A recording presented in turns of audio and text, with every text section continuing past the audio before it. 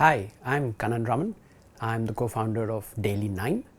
We are a health coaching company, and I'd like to talk about why we do what we do and also give you some practical ideas about how to improve your health. It doesn't take too much of Google searches for you to find out that the state of health of people, especially in India, is not in good shape.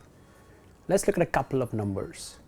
India, unfortunately, is now referred to as the diabetes capital of the world. That's not a good thing. And we have more diabetics in India than the population of Australia. Again, that's not a good thing. That's just one example. But let's talk about something common, especially among women. Let's talk about something like PCOS or thyroid issues.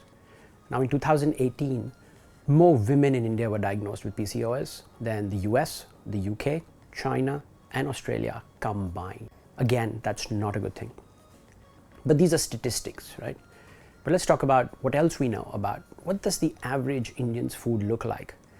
And the thing that's quite easy to identify with is sugar. And again, I'm not saying sugar is necessarily a bad thing, but how much is the question?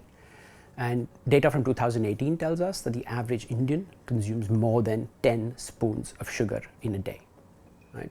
So if you've got a spoon at home, I suggest you take that out and visualize what that looks like. But that's the average consumption in a day. And that comes at a price over the long term. There's other things that you'll see around you as well. One of the things that you see is people falling sick very often. So while we look at all the big diseases around us, let's talk about something as simple as viral fevers. It almost seems normal that every time the weather changes, you fall sick. I'd like to tell you that's not normal. Okay? It wasn't always this way. But why do we fall sick?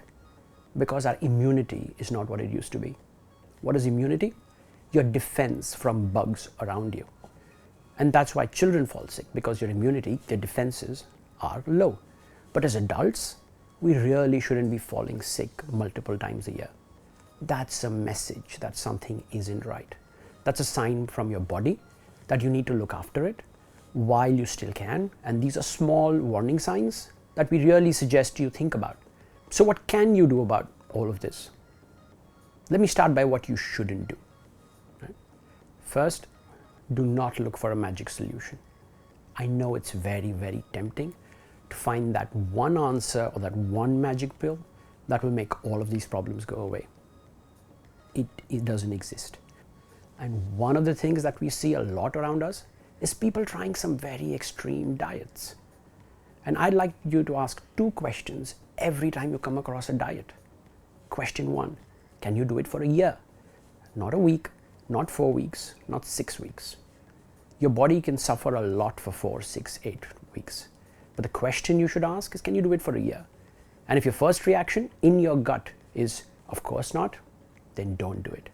That's the first sign that this isn't something you can do for the long term.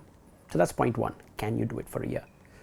The second point, and this is something that you should relate to, especially if you've got children, is, would you have your children do a diet, whatever that may be? And again, if the first reaction in your gut is, of course not, then so shouldn't you. Think about it. Everything that children need is very similar to what an adult needs in terms of nutrients. So if you think it's a bad idea for your children to do something, you shouldn't do it either. Let's talk about some specifics. There are 3 areas you need to think about. Sleep, number 1. Food, number 2. Exercise is number 3. And I've said that in a very specific order for a specific reason.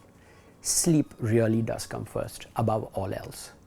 And again, it might not be the cool thing to do, especially when you're reading about people who do 4-hour night sleeps and seem to be performing high, but trust me, that is not true. So think about sleep first and above all else. And make sure you get a minimum of 7 hours every day, right? And no, catching up in the weekends doesn't count. What you'd like to do is try and get that on average. So that's point number 1, sleep. Second, food. Not complicated. Okay? You don't need to change what you're doing dramatically. And what I mean by that is try and stay close to what is something in your culture.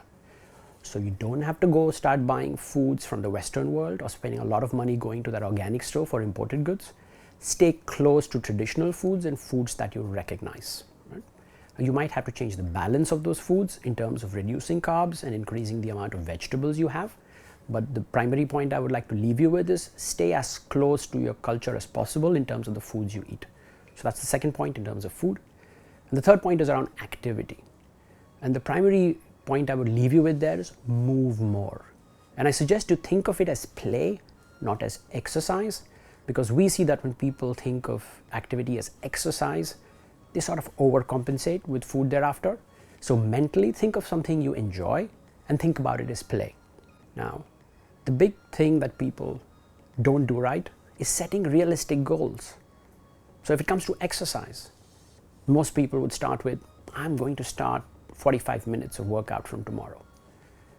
That's actually a big number to commit to, because once you add your travel to wherever you're going to do the exercise, what you start realizing is that's a big commitment you need to make. So most people start big, and what happens? They fail big. What I'd suggest, start small. And this might sound almost silly to say, but start with 5 minutes of walk tomorrow. Now you're thinking, surely I can do that. That's the reaction you need. You need to set a goal where you react to it and say, of course I can do it. And trust me, when you start that walk, you're not going to finish in 5 minutes.